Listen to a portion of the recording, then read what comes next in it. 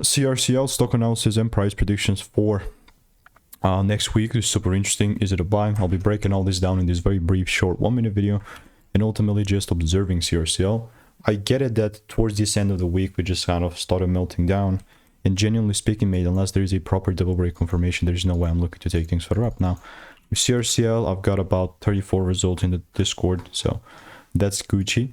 And it doesn't make it an immediate buy, you know what I mean? Like, I obviously was expecting a little pull down, so we grab all the liquidity.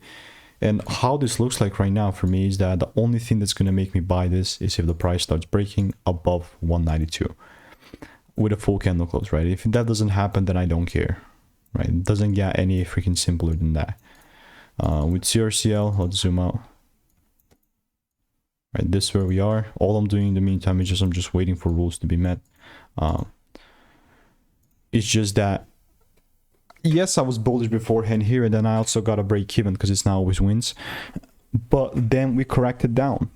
Is it over? Right? Is this whole pump over? Well, we will see. That's why I'm waiting for a confirmation. And if I don't get the confirmation, I'm not buying. So if you want to stay tuned and get my money making emails and insights for free, click the first link in the description, and I'll see you in the next one.